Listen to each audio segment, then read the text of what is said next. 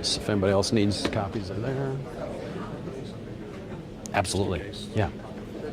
Does that work?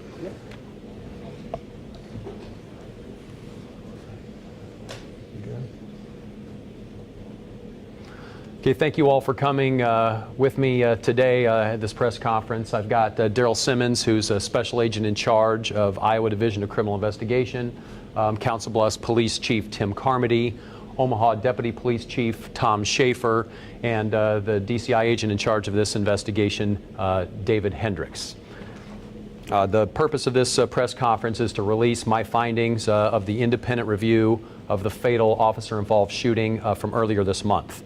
On July 8th at approximately 3:50 p.m. in Council Bluffs, Council Bluffs Police Lieutenant Chad Geer and Omaha Police Lieutenant Martin Stiles fired their weapons at Matthew Briggs during a felony traffic stop. Briggs was struck 4 times, died as a result of 1 shot to his head. Ballistics testing was able to identify the weapon that was used with the 2 most serious wounds to Briggs' left leg and to his head, as both having been fired by Council Bluffs Police Lieutenant Chad Geer. There were also 2 shots to his right hand, 1 to a fingertip and 1 through the right hand. Those were not capable of being identified which weapon hit him. As with all officer-involved shootings in Pottwattamie County, this matter was referred for an independent investigation by the Iowa Division of Criminal Investigation, and that agency then submitted information to my office for a determination of whether or not criminal charges would be filed against any of the officers. In my review of this case, I personally looked at over 2,000 crime scene photos, 20 videos to include helicopter, body cam, cruiser cam, as well as area surveillance cameras. I listened to the taped interviews of all of the officers involved in the incident, and I also reviewed 911 call center traffic. I personally went to the scene after it was done being processed as well. My review of the officers' actions, as indicated in the report that I have handed out, indicates that they were fully justified in their use of deadly force in this incident, and I will be filing no charges against them. A summary of the events leading up to the shooting is as follows. Matthew Briggs was wanted in connection with a homicide in Omaha from earlier that morning in the Regency area. He abandoned his car around or in Mandan Park, which is in South Omaha, just off of 13th Street. He then carjacked a blue Camry in Bellevue at gunpoint. He led officers on a high-speed pursuit that went just over 23 miles, started in Bellevue, went north on 13th Street into Omaha, across the Veterans Memorial Highway into Council Bluffs, through the entire south side of Council Bluffs, south on Interstate 29, got off the interstate in Mills County at exit 42, headed on Bungie Avenue, then back north on Wabash Avenue, back into Council Bluffs. Speeds during this pursuit achieved rates over 100 miles an hour multiple times. At the corner of Valley View Drive and College Road near Iowa Western Community College, St. Patrick's Catholic Church, and College View Elementary School, Briggs' vehicle was stopped by Council Bluffs police officer Mark Archibald. He used what is called a pit maneuver. I've heard it defined in various ways. I call it pursuit intervention technique, but a pit maneuver is where the officer that is chasing or following places the front quarter panel of their vehicle against the rear of the vehicle being chased, knocks them out of line, causes them to spin out, and is a way to safely end a pursuit.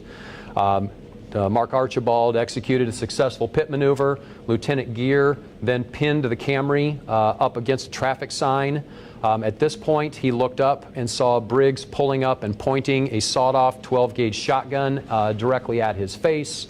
Stiles also had the shotgun at one point pointed at him. Both officers immediately opened fire on Briggs. Gear fired the entirety of his 9mm handgun clip, which is 17 rounds. Stiles was carrying a .223 caliber rifle. He fired 6 rounds. Briggs was struck twice in the right hand, once in the left leg, once in the head. Officers stopped firing when Briggs dropped the shotgun and his hands dropped to his side and he stopped moving. Luckily for the officers involved, Briggs' shotgun jammed during the encounter. He had fired a shot with that shotgun through the door at the scene of the homicide in Regency. This is a pump shotgun, and he had not put a new round in. He had not ejected that. Lieutenant Gear's interview indicated that he was pumping that shotgun, trying to put another round in.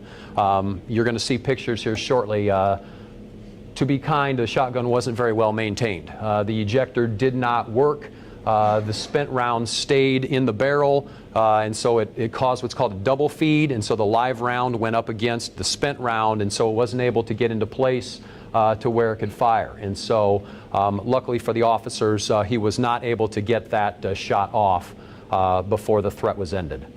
The spent, so recovered from the passenger seat of the vehicle, of the blue Camry at the time, was that sawed-off pump shotgun, 12 gauge. Also directly underneath that was a loaded .380, a Taurus .380 ACP handgun with full clip and one in the chamber. At the foot of the passenger seat, a backpack was recovered. In that backpack were 2 loaded revolvers. One was .22 caliber, one was a .32 caliber. Also 2 different knives, a set of brass knuckles, additional ammo for the 12 gauge and the .380, and 23.6 grams of methamphetamine. Recovered from Briggs' front pants pocket when he was at the hospital was another baggie which field tested positive for cocaine with indications that it had been combined with fentanyl as well. The photos, the videos, the physical evidence were all consistent with the officer interviews. All the evidence leads to the conclusion that the officers' actions were justified and that they had a reasonable belief that deadly force was to be used against them when the shotgun was raised and pointed at them. Under Iowa law, all fatal officer-involved shootings also undergo a secondary independent review by the Iowa Attorney General's office. I've been in contact with that office. They anticipate their report will probably be coming in the next week to 10 days, possibly 2 weeks.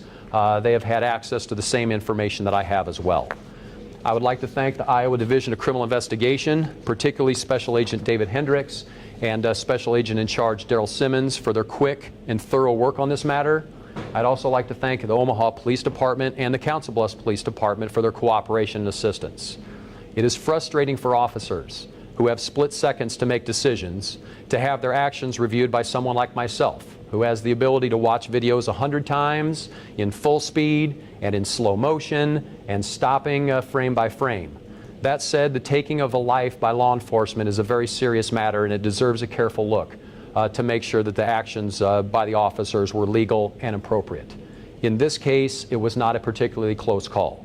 I would also like to especially commend Officer Mark Archibald for his work in bringing this dangerous pursuit to a close without injury to any innocent bystanders. Officer Archibald is a precision driving instructor for the Iowa Law Enforcement Academy.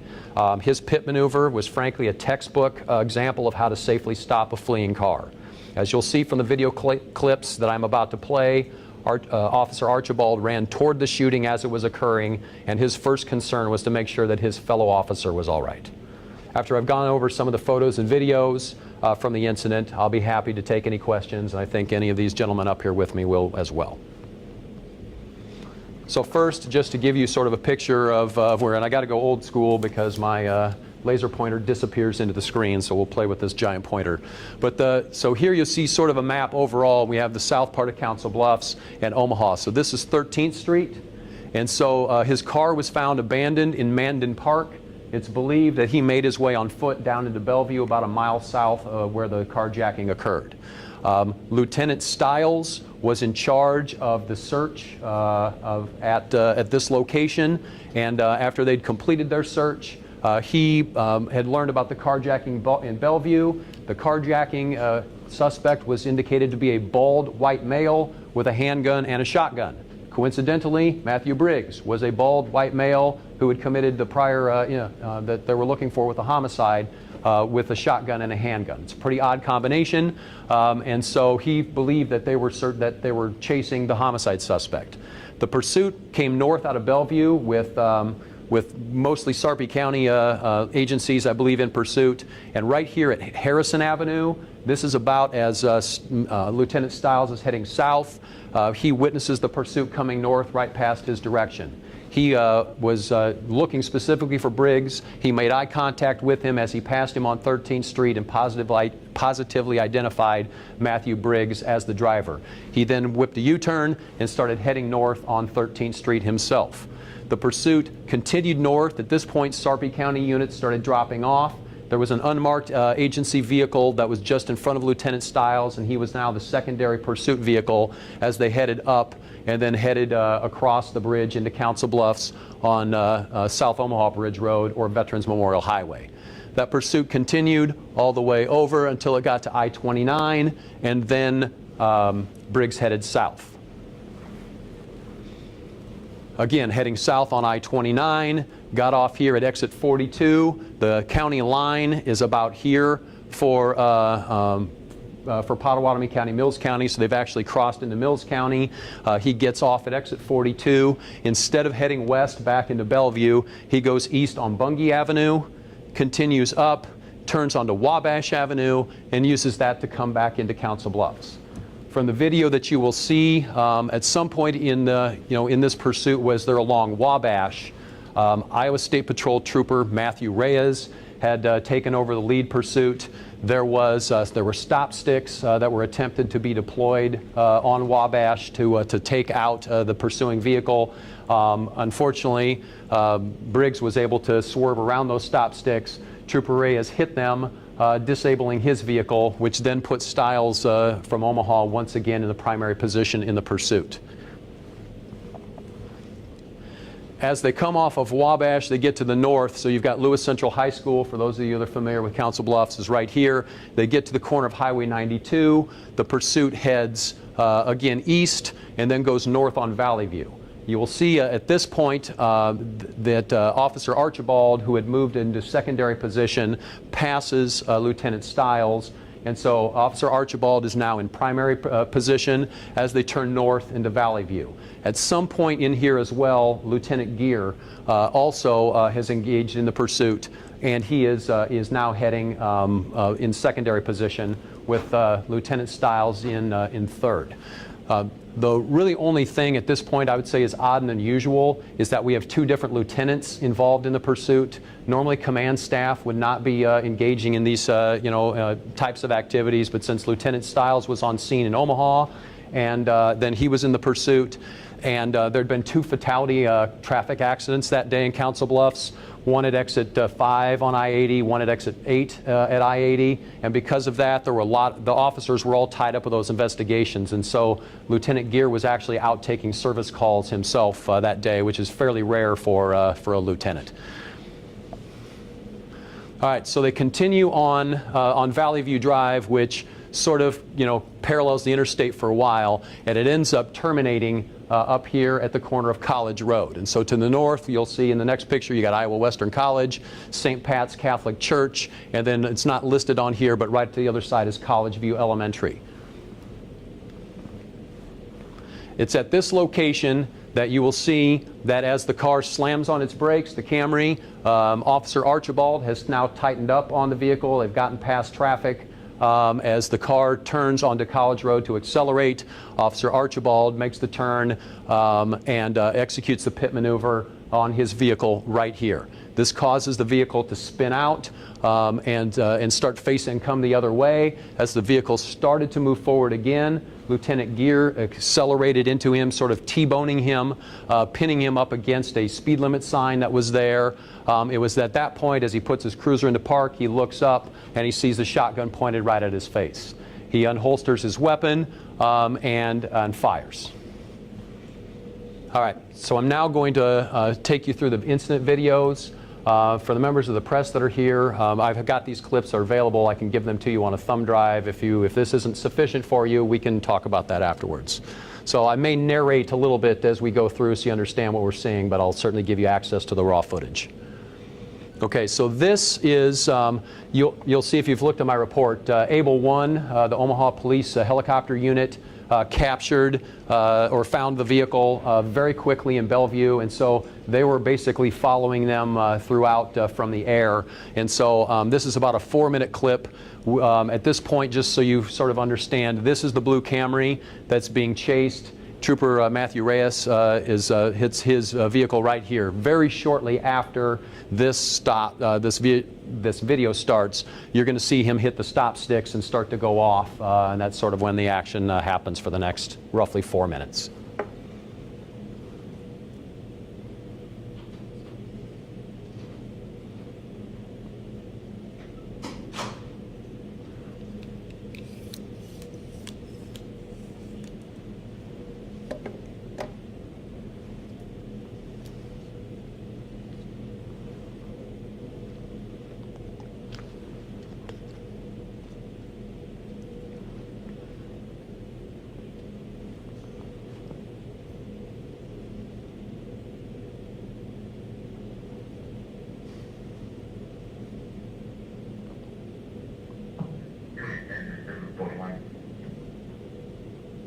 Good. Bartender, can we call now? Good. I'll go ahead that way. Transfer.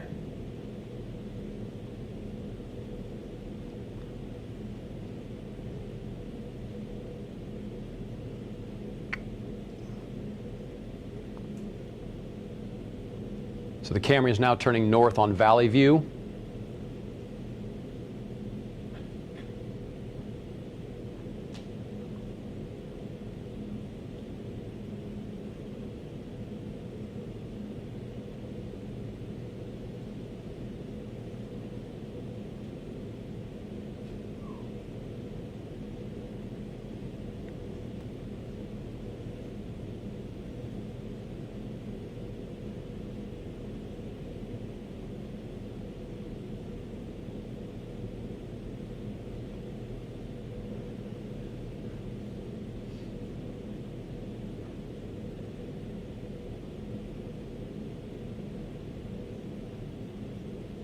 That first cruiser that's come into view is Officer Archibald, and you can just see the beginning of the second car behind, which is Lieutenant Gear.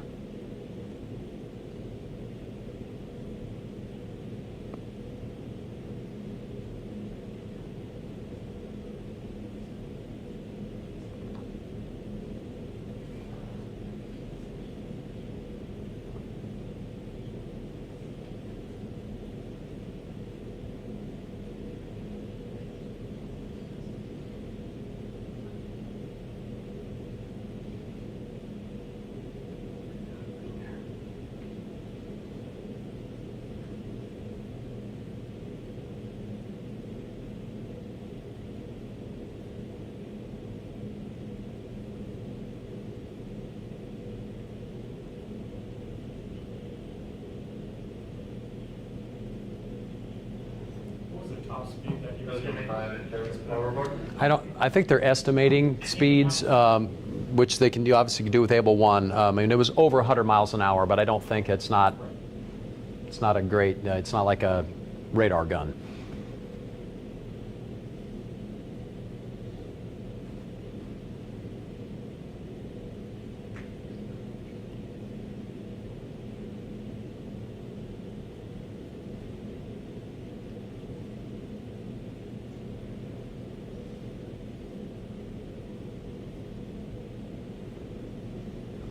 So they're coming up on the church, so the incident is going to occur very quickly now.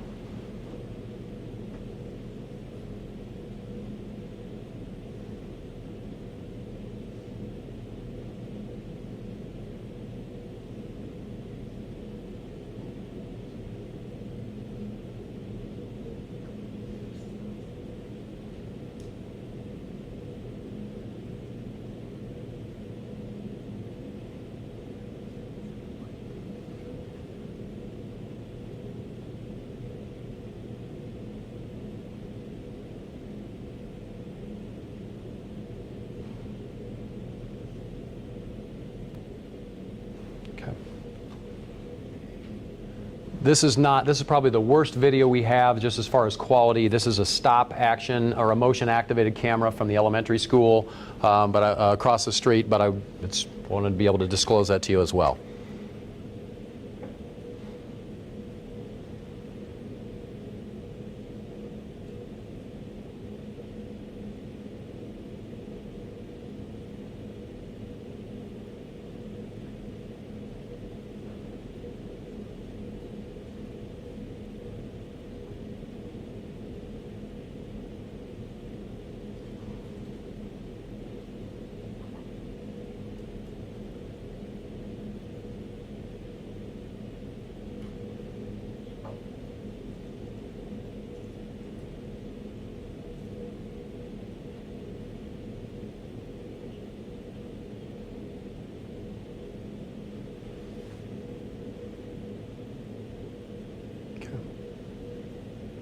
Again, this is one view from St. Pat's Church, so you're going to see this is Valley View. That's College View Elementary across the street, so you'll just see the pursuit come by here and go off the screen.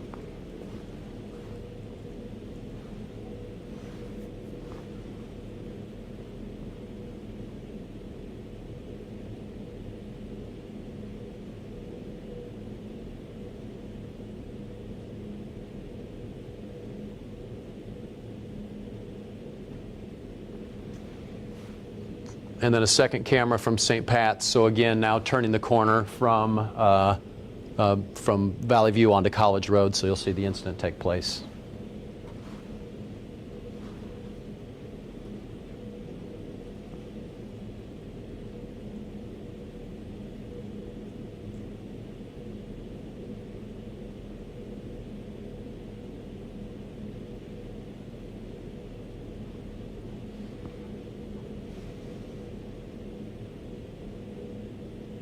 Okay. This is Officer Archibald's cruiser camera. He's just making the turn from Wabash to head east on Highway 92.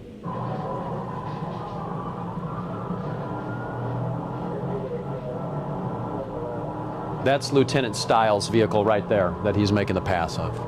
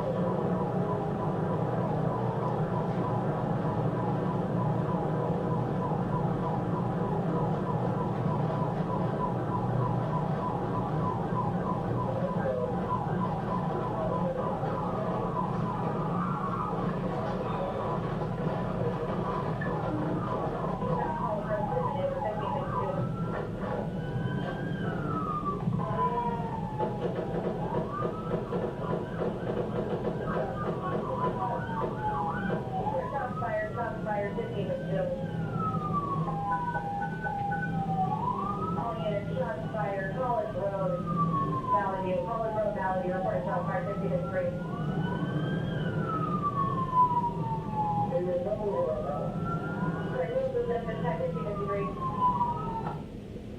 This next video will be the body cam from Officer Archibald. This is our best video that we have. Command staff do not wear body cams, so that's if I had any frustrations of this case, it's just that because lieutenants are generally not out taking calls, they don't wear body cams. Lieutenant cars are generally not equipped with videos themselves. So Officer Archibald's body cam was very helpful in my review.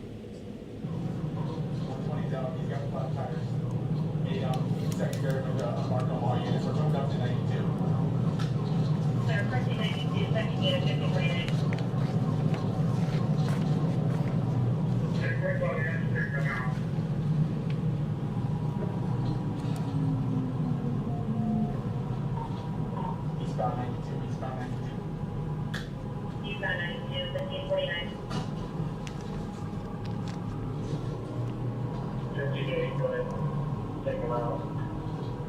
Let you know where we're going about it here. 629, I got deputy coming from trainer. Eastbound Valley View. Eastbound Valley View, 56. Yeah, right, yeah, 80. Clear, 50, 50, 50.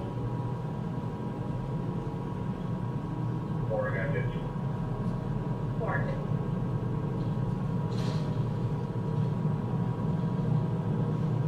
No, that's a matter, so you go to, I'm 39 to 50.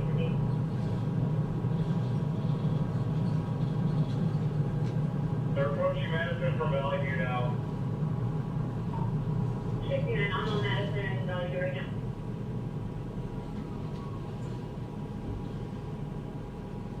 Sorry, command.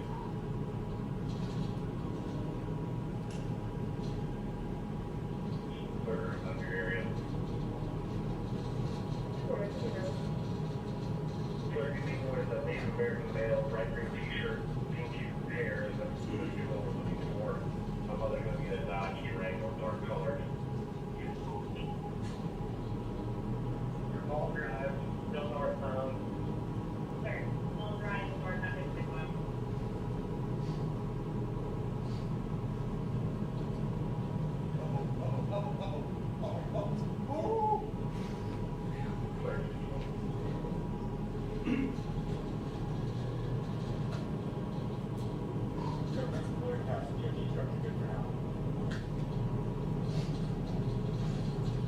Or coming up California, Pearson, now.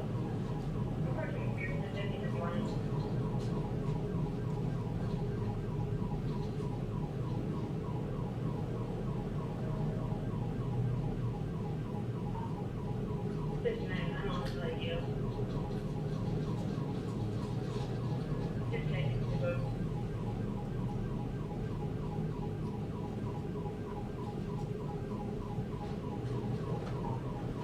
59, Pearson. Hey, Mark, right here, 50.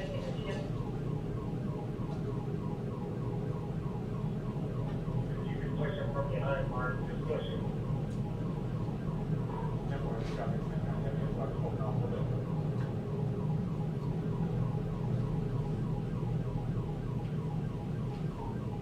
College Road. College Road, 56. College Road.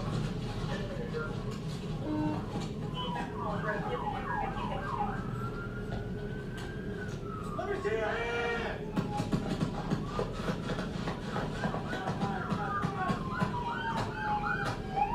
Right behind your chest, right. You're good, no movement. No movement.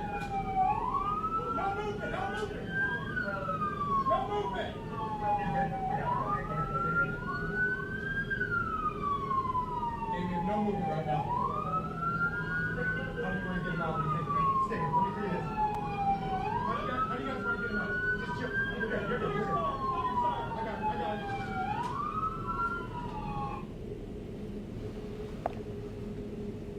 Almost immediately after, actually as the incident is still progressing, Iowa State Patrol Trooper Ken Haas comes upon the scene as well, and so some of the probably best footage as well of sort of the aftermath is from his cruiser.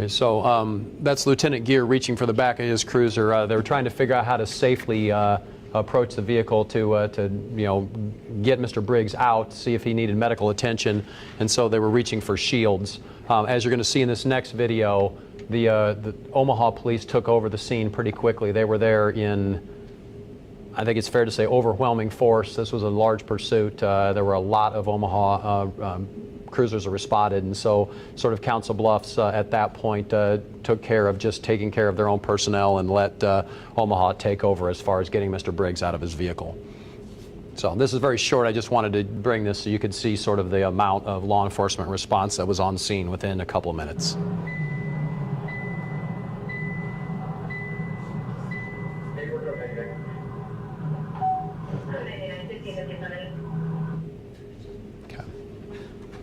All right, I want to talk about some photos that I found out of the 2,027 that I reviewed that I found to be of relevance. Initially, here is the blue Camry when it was processed. Here's some scenes. So here you can obviously see where it had been impacted by the cruiser that T-boned it, pushed it up against the stop sign. You can see these are bullet holes from Lieutenant Stiles from his rifle. He was shooting across from the front toward the windshield. The passenger side window is broken out because that's what Lieutenant Gear was shooting through. Again, just sort of a front view. This is actually the driver's side door, so one of the rounds traveled completely through the vehicle and out the side.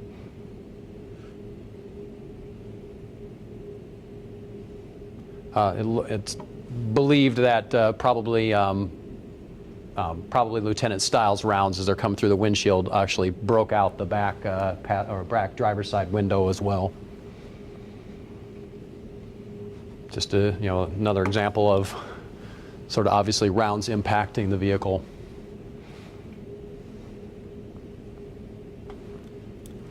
Same, a couple up here at the top of the window frame.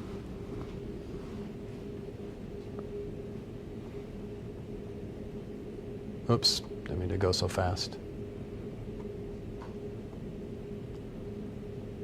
This is the driver's obviously headrest. That's the front side. But that's the back side. One round impacted through the steering wheel. That's the back side of the driver's side headrest. One of the bullet fragments located in the back seat. Okay, so now they're starting to process the vehicle. They're going inside of it, and so this is where you'll start to see the evidence that was collected inside.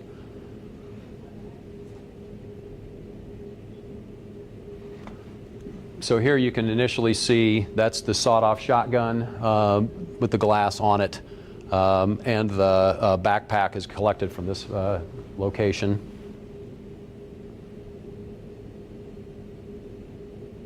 Shotgun as well.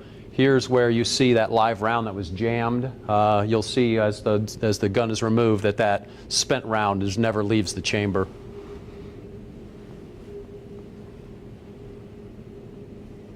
There's a close-up. You'll see it better in a second, but this is actually the bottom of that Taurus 380 handgun.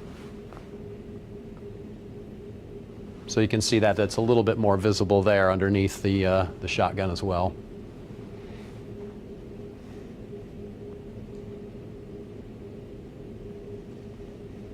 So after the shotgun's been removed, obviously they're processing it. You can see the shell again. Other side, again, you can tell not a particularly well-maintained weapon. So now the live shell has been removed. And so here's sort of a picture. That's the way that it looked after they removed the live shell. You can see that's the spent shell that is still in the chamber of the gun. That's the spent shell as it's removed. Likely the round that was fired through the door in the homicide at Regency earlier that morning.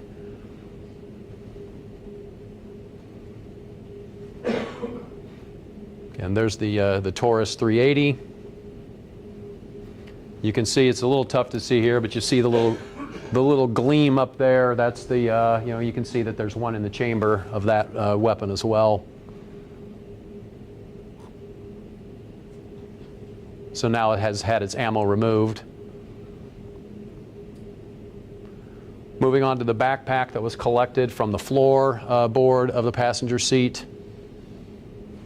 As they unzipped it, there's additional ammo for the shotgun. You'll see the trigger, obviously, of one of the revolvers. These were the different 12-gauge rounds that were located inside that backpack. Here's the 22 revolver.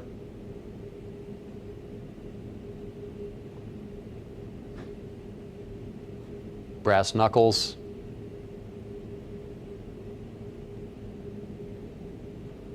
From a side pocket, you've got additional ammo. This fits the 380, and then this is also an additional 32 caliber revolver. One of the two knives. Close up, as you can see, it has right on it written the Taurus 380. That's the inside of that 32 revolver. Another pocket, we've got basically a tactical light. This is another knife, and this is the container that contains the methamphetamine. As the container was opened and that baggie was removed.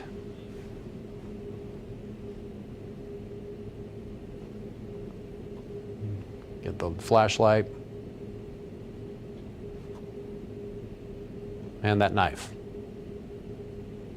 All right, moving on to some scene photos taken at the time. Obviously, this all took place at the intersection of College Road and Valley View Drive. So D8, that's the cruiser that Officer Archibald had been driving. This is C1 is what Lieutenant Gear obviously is driving. Obviously, this is the Camry.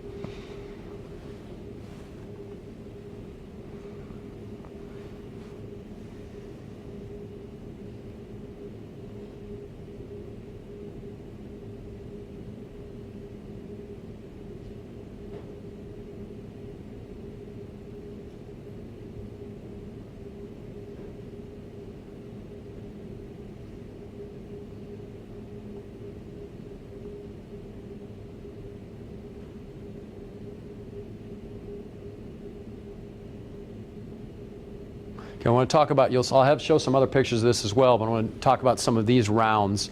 Lieutenant Stiles' interview indicated that as he fired two separate bursts of 3 to 5 rounds each. Looks like they were probably both 3 rounds each because he fired a total of 6 times. But he indicated that the first time that he fired, he knew he had to fire low because number one, he was not sure where he did not know any of the officers' names that were involved, so he just said the first officer. He didn't know where he was at, so he knew he needed to fire low, and he was also concerned that there was oncoming traffic. You would have probably seen in at least one of those vehicles or videos that there was a minivan, I think, that had stopped up in this area somewhere fairly close. So his first rounds basically all penetrated the cruiser of Lieutenant Gear and ended up hitting the top of this push bumper, which is steel. And he had said he thought it was odd. He's like, he fired his burst and he saw nothing happening with the windshield, because he would have thought that he'd have been, obviously shooting through the windshield. And so then he adjusted, fired a second burst, and that would have been the next set of rounds that you see that impacted the windshield.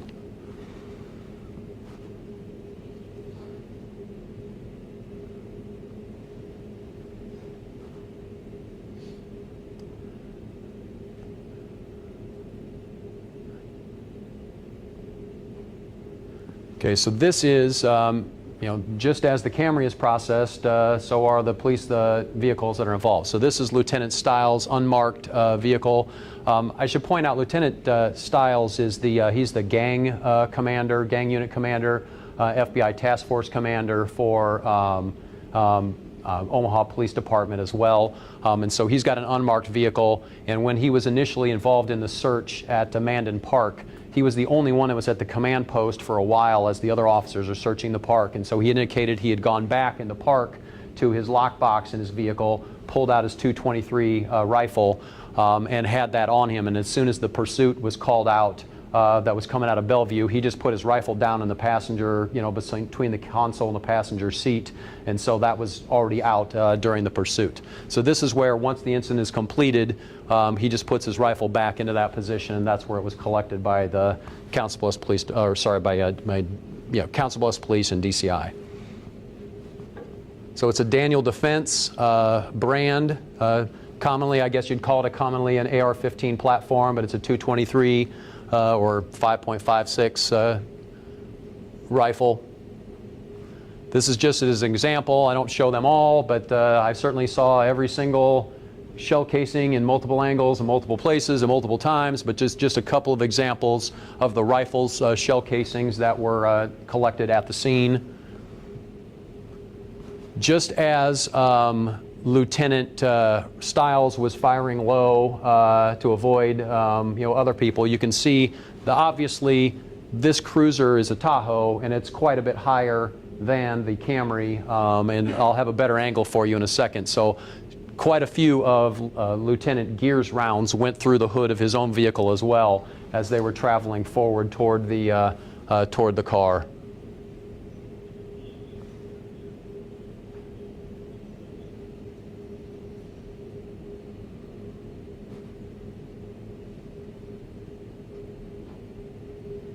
That gives you a little better idea of the height differential of the two vehicles. So these would all be impacts that are actually coming from Lieutenant Stiles' rifle. And the reason that they weren't impacting on the windshield is all three of those initial bursts hit at the top of that steel push bumper, and so did not travel through. Oop. Just one of the shell casings that was recovered then that would be of Lieutenant Gears. He carries a Sig Sauer 9mm with a 17-round clip. So this is probably the best picture I have to give a point of view of what Lieutenant Gear would have seen, because this is basically taken from sort of his point of vantage. It might be a little higher than he would have had, but you can see this is basically from the driver's side door coming there. And so that was his direction of fire, is where Mr. Briggs was pointing the shotgun at him. And then obviously whenever they process the scene, obviously you get evidence markers. Every one of those is probably a shell casing that was recovered at the scene. All of those would have been obviously from Lieutenant Gear's pistol at that location. You can also obviously see the rubber skid marks on the road from where the pit maneuver was accomplished. So every one of those shell casings, they're documented, they've got a report. I think I didn't actually take a look at it in this case. but they bring in a 3D laser scanner, and so you can, if this was a case that looked like it was going to go to trial, we would have that available as an exhibit where you could sort of kind of digitally fly around the scene and take a look at different points of view. And so all of those markers are then, digitally put into that same scanner so that you know where everything's at. Same thing, obviously, for the shell casings from Lieutenant Stiles' rifle. This is the empty clip. You probably didn't notice it as it played as fast as it did, but on Officer Archibald's body cam, you can hear as he approaches the scene, you hear 2 clicks, and what that is that's Lieutenant Gear reloading. He's dropping his empty mag, he puts it in the passenger seat, he puts in a full mag, and the 2 clicks you hear is he's obviously chambering another round in his second clip, or magazine rather. So there's the empty magazine. All right, Lieutenant Stiles' rifle was also obviously collected and processed. That was the round taken out of the chamber, and then all the other rounds that were collected out of it. So that's obviously by doing that, seeing how many live rounds you have versus how many shell casings gives us a pretty good idea how many shots were fired. So that's why we know there were 6 rounds fired out of his rifle. And then same thing would have been done with Lieutenant Gear's 9mm. Of course, he'd emptied his first magazine, so there was nothing to be found there. But when it was collected, that's the Sig Sauer 9mm. So that's the one that was in the chamber. And the rest of the clip was full, indicating no shots had been fired after that reload. And then finally, I think this is finally just a few pictures of Lieutenant Gear's cruiser as it was processed. So you can see, obviously here off in the, sort of toward the side is where Lieutenant Stiles is firing toward across the front toward the camera. So you can see they're entering on the side and exiting through. So I just wanted to point these out, that there's a lot of damage to Lieutenant Gear's cruiser, but none of those shots were fired by, none of that damage was caused by Mr. Briggs because his gun is jammed.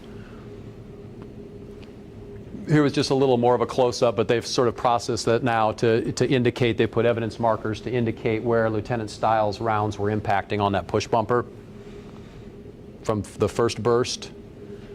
And then again, this is on more the driver's side, so these would be the shots that are coming at the down angle from the door, from Lieutenant Gear. Okay. That concludes it. I'm open to any questions that you have, and obviously anybody here will do their best to answer as well. On one of your slides, you had a note. What did that note contain? I don't know what. I mean, it was some names. It looked like maybe a couple Facebook notations. I don't know. I mean, I have no information about what was going on in Nebraska, so I don't. It didn't have anything of relevance to me. I mean, it might have some information that was relevant to the authorities in Omaha. Nothing that I could tell you that meant anything.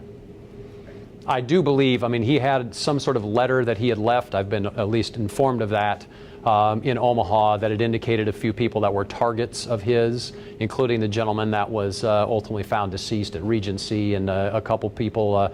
There were multiple felony assaults, I think, that had taken place, or forcible felonies in Omaha before the pursuit began. And maybe Omaha can speak to those in more detail, but I know that at least one place he bashed into a garage of a lady, got into her house, she was not home. There was a domestic assault of an ex-girlfriend that he had committed as well, and I think all of their names were on that sort of that letter as his as well. But nothing in that piece of paper, I guess, meant anything to me. It's just something that was collected at the backpack. Did he have cocaine and meth in the system?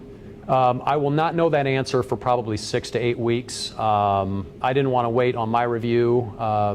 I'm curious about it, but it's not really relevant, I guess, for me in determining whether the officer's force was reasonable. I suspect we're going to see that, considering what was taken from him. But it will take probably 6 to 8 weeks before toxicology results are back. And if I need to supplement my report, I will probably do that at that time. David. You mentioned earlier with regard to the traces of cocaine in the baggie, that there was indications that it was going to be combined with fentanyl? Correct. Can you elaborate on that? So they've got a field test. I'm not a field test expert, so what's been relayed to me is there's field tests, and it turns a certain color, if it's test positive for cocaine. And so it definitely tested positive for cocaine. But there was a second color indicator that indicated that it was likely combined with fentanyl as well. Obviously, until that gets confirmed by the lab, we won't know that. So that's why I say likely combination, because field tests are not, that's certainly nothing I would try to put into evidence in court. But for something like this, it certainly is indicative that he's got multiple controlled substances that he's dealing with. Good question. Are you kind of surprised that there wasn't an accident before, the maneuver as he was like weaving in and out of traffic? Oh, very. I mean, you could see that at one point as that car is turning on Mall Drive, they had no idea that that pursuit is coming by. And I mean, he skims by them by inches. So, there's no question. And I think probably the officers would tell you that they were not really close to him during a lot of that pursuit for that exact reason. When you've got Able 1 above, sort of playing Overwatch, they can't. I mean, you have a murder suspect that's just carjacked. I mean, you can't let him keep running and potentially injure somebody else or have a hostage situation, and so they have to stay in contact. But I think there were definitely concerns about the aggressive and erratic driving. And in fact, you may not have caught it on there, but as they, on Officer Archibald's body cam, as they're crossing McPherson, you can hear Lieutenant Gear say, "Mark, go ahead and push. Give him a push if you can push him," something along those lines. And Mark Archibald indicates that he's like, "Yeah, I've been kind of laying back because traffic's been kind of heavy." And so that's when they get onto, and you could see that from Able 1, as they get past McPherson on Valley View and the traffic sort of drops off. That's when he zooms forward and executes a pit maneuver. So I'm very, very happy that we don't have any innocent bystanders that got wrecked or injured, at all, because it was definitely that was a pretty frenetic chase up Valley View. On Officer Archibald's camera, you hear the words "take him out" a couple of times. That's not to shoot him, that's to exercise. Correct. They were, they were trying to, and I think actually, if you go back farther, I didn't do that, but there's some traffic that also indicates those same commands have been given to State Trooper Reyes before when they were back on Wabash. They definitely were trying to find a place to end this pursuit by knocking him off the road. And so I tend to think that the State Patrol would have executed that pit maneuver had he not hit the stop sticks himself and disabled, and it just took a while before they could get into position. I don't know if I mentioned this earlier in my statement or not. I think I did, that we had 2 fatality accidents that were, that we're dealing with at the same time. And I mean, it was relevant because that's one of the reasons Lieutenant Gear was out on patrol, but it was also relevant why we had so much traffic. This is this is Saturday afternoon, and there was probably more than double the usual level of traffic on Valley View because the interstate had been shut down or blocked off to deal with those fatality accident investigations. And so this was much higher traffic along Valley View than we would normally expect on a Saturday afternoon. So, I mean, it really is a blessing that that nobody was hurt or even received any property damage other than Mr. Briggs.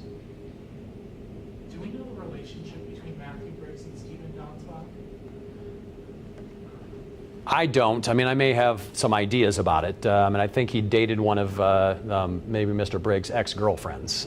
That's the little that I know about it. You had mentioned you were a bit frustrated. Is it cost? Is that why command staff Yeah. don't have cameras? Yeah, and I wouldn't say I was that frustrated. It did not. I just obviously would like to have every possible camera angle. But yes, I think that's an issue. It costs money to buy the equipment. It costs money for data storage. And generally speaking, command staff do not wear body cams. They do not have cruiser cams in their lieutenant cars because they're just generally not responding to calls. And so for that reason, I'm guessing it's probably somewhat budget driven.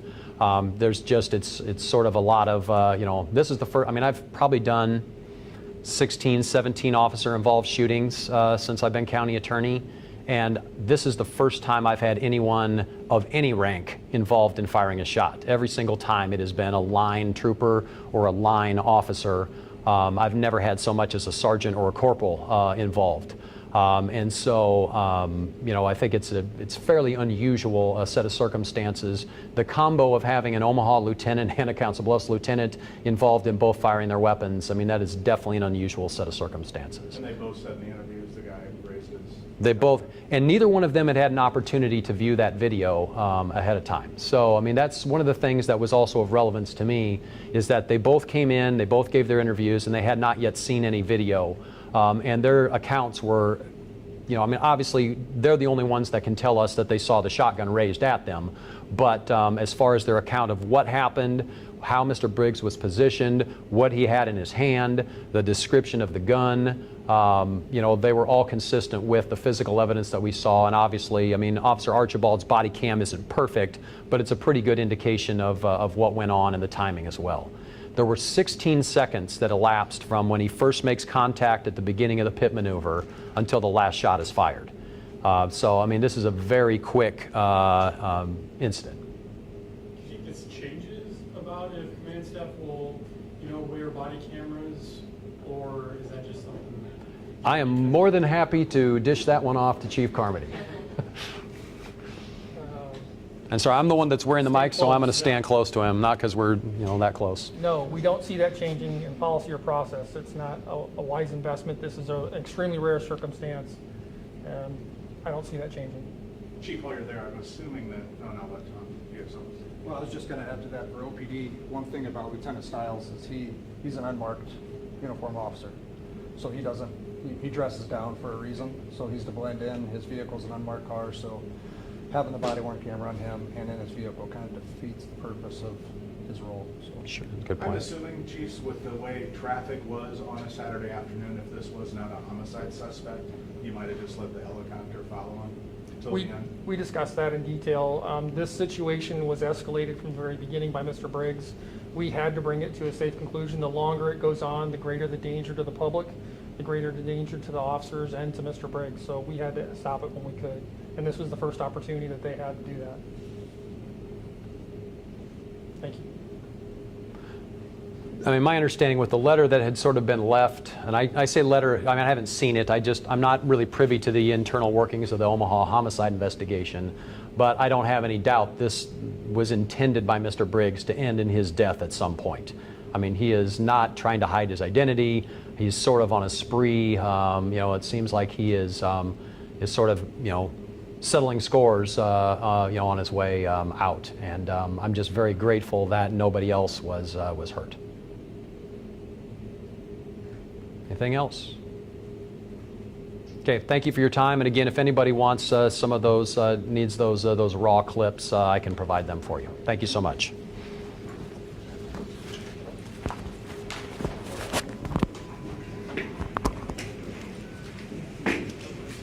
How can we get those? If you've got a thumb drive, it's tough for me to email because I think they're too big to send, but if you got a thumb drive, I'll just zip them right off of my laptop for you. I have my computer. I can look to see if We can figure out how to do that. I'll be as helpful as I can be. You have a card slot? Yeah. Whatever is on, I'm not super techie, so.